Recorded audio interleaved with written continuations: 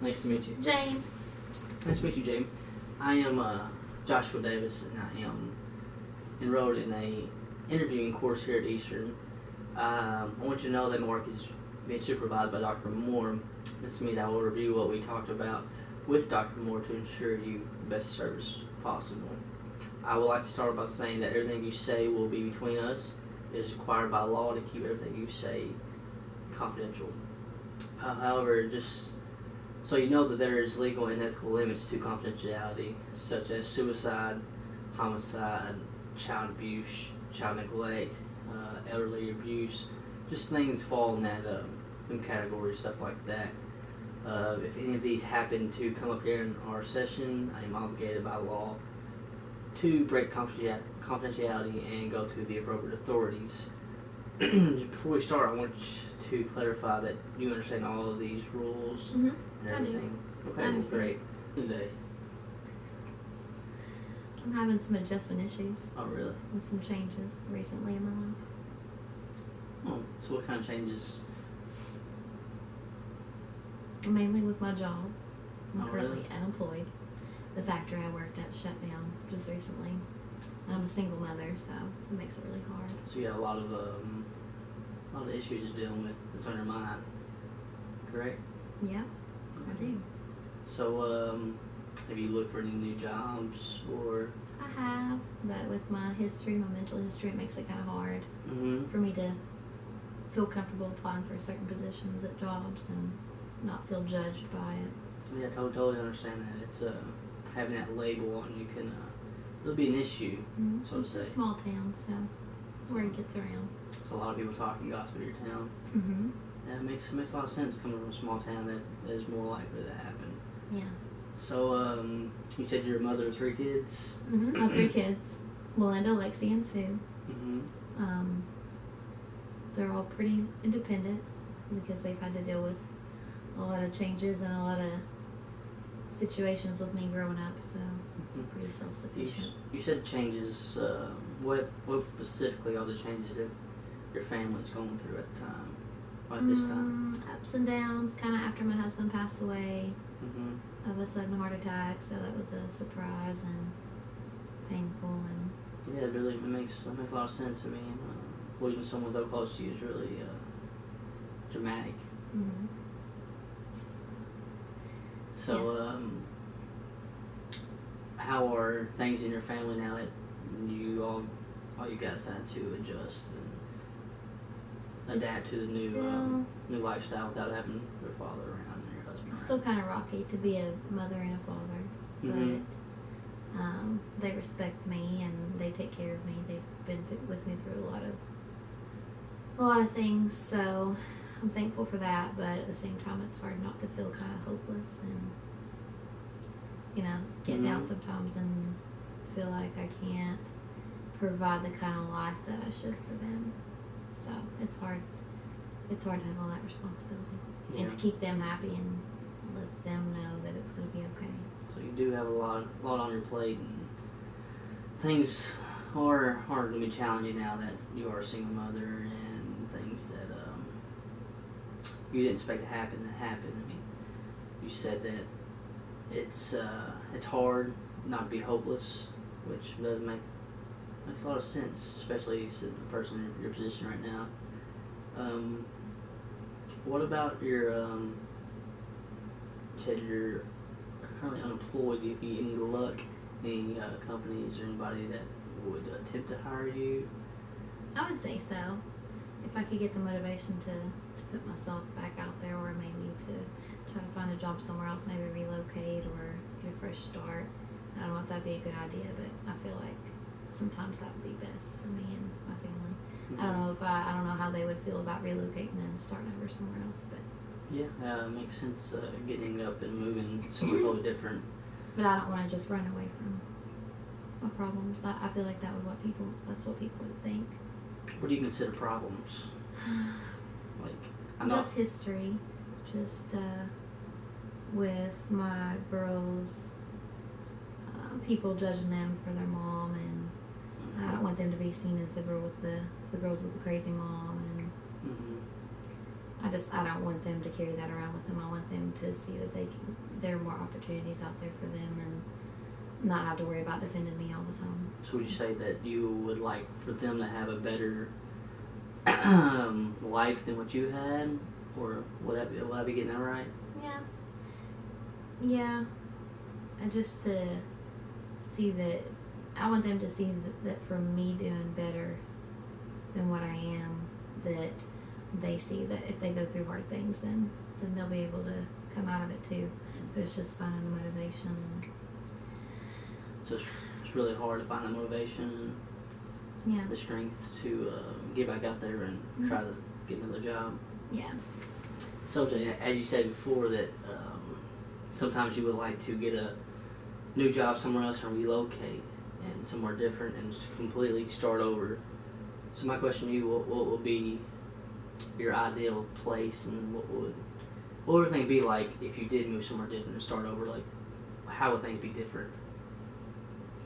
I would hope that it would help with my motivation, for one, and I don't know, just to start over and not have that feel.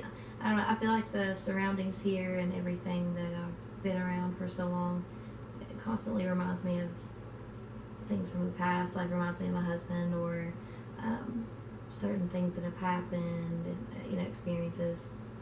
I just would rather get away from that, and so that it's not on my mind constantly. So you should want to get away from the past, pretty much. Would I be getting that right if I said that? Yeah.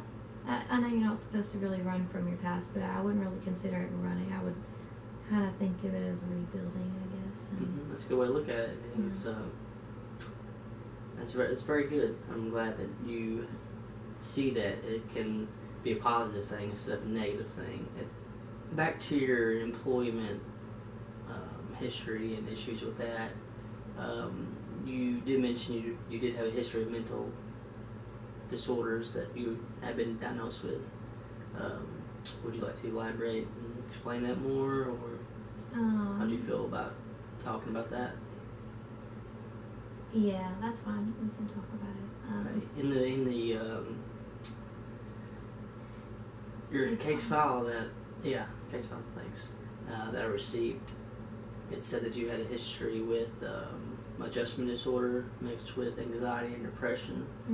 Earlier you said that you felt hopeless, that you couldn't provide for your daughters. So I do see all that what you've been through. It caused the depression in you, and are you still hopeless now that time has passed since all the issues that have happened? Not as hopeless. Sometimes I still get to that point. Whenever there are so many things that I have to deal with at once, and just worry really is the main thing that causes that. But I know that I need to turn that worry into some type of motivation, use it to push me instead of pulling me down, because it's been, I've put my kids through too much, and they've been through a lot with me, so it's time for me. I need to continue taking my medication correctly, and see a therapist regularly, just to talk about everything, so that I don't hold it all in and cause myself to get back to that point. So it seems like you're doing pretty well with your situation now. You seem like you have a strong hold on it, and you understand everything, and you understand all the issues that came with it and how you adjusted to it. So that's really good. Now, I would like, you said that there's things you worried about.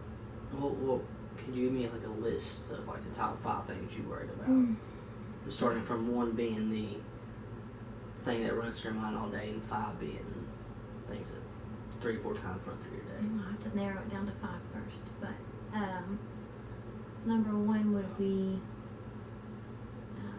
financial stress. I know that's probably not the most important thing, but that just being able to provide for my family, not only food and roof over their head, but things that they want too. I want to be able to provide them with things that they want, and not have to have them worry about asking me for certain things because they think I might not be able to get it for them, or that we wouldn't have enough money.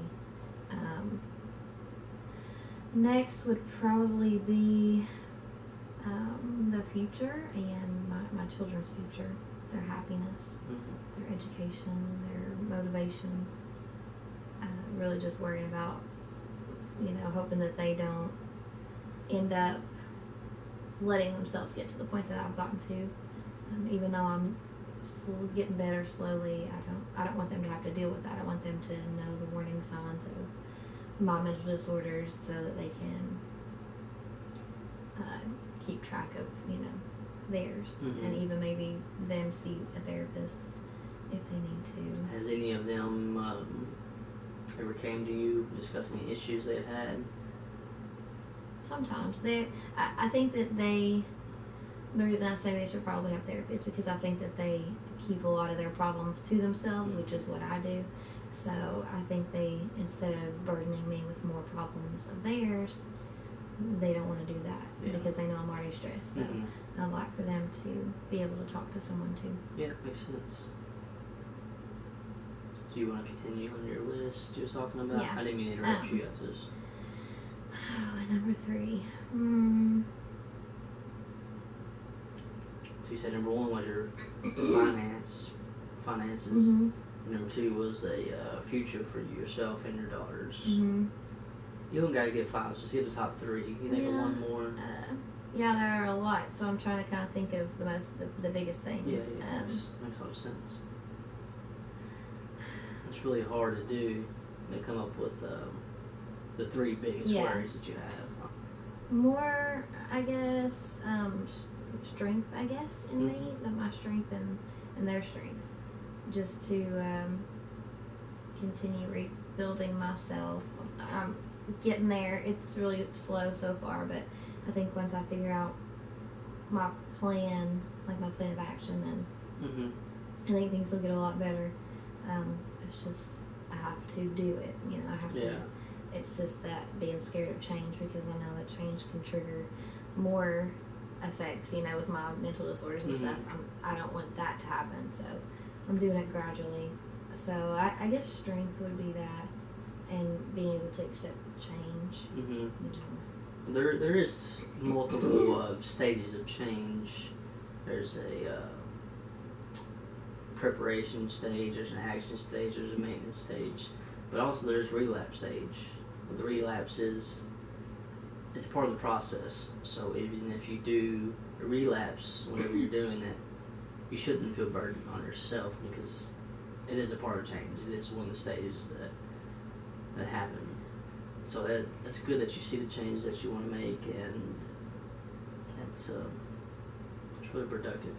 I'm trying to keep my goals at the front of my mind instead of my worries. And keep a list of things that I need to do first, to kind of like brainstorming and trying to be, I don't want to get over obsessive and organized about it, but I'm trying to keep everything kind of, my priorities in line. That way my children too see that I'm trying, and I'm maybe they'll take that as an example. So you like to set a good example for your daughters, so to say, by setting goals, that would be a good strategy that shows them that you want to change, and that you have plans to change, and that you are taking the steps to change. So that's really good, and that will show them that they can do it, even if they're going through issues or any kind of problems. They can look up to you for that. Because it wouldn't be as hard if they hadn't known me before, and developed mental disorders. So they know what kind of person I am, and they know what I'm like. They know that I have a good heart and that I have their best intentions. First, I just don't want them to think that I'm always going to be that way, or that I'm always going to go back to having episodes and stuff like that. I want them to know that eventually I can be okay and get back to normal life instead of worrying about things that they shouldn't have to at their ages. Yeah. So if I'm getting this right, pretty much you just want to be stable Mm-hmm. with your daughters. You want them to see you as the person that you are now, not the person you was. And you don't want them to view you like other people in the town view you as, like the crazy woman that you said before. So. Because I mean, my family and my few friends that I have, they know, they know my situation, so they know me. And it's just other people, they only look at the bad. So yeah, that's usually how it goes. But with relocating, we can start over and slowly rebuild relationships and not move too far away. I'm not talking like across the country or whatever, but maybe a couple hours away, something like that, just to give myself some distance and make my own life. Not just be stable, but do the things that make me happy, and in return, hopefully my kids will see that and follow their dreams and do what they want to make themselves happy. For sure. Well, I just want to say that you seem to have a good grasp on everything that has been going on in your life, and you really seem to have a positive outlook on all of these things. I do. You just need to make sure that you keep on turning all of the problems, so to say, turn them back into positive things. That way you can just keep that positive mental attitude about things and seeing the positive things and the outcomes that are possible with each and every situation that presents itself. Okay. And like I said, make sure you keep taking your medication all the time, and just being a good possible role model for your daughters. I know that's one of your main objectives. Shane, I would like to thank you for coming in today, and I will see you again next week. Okay, thank you.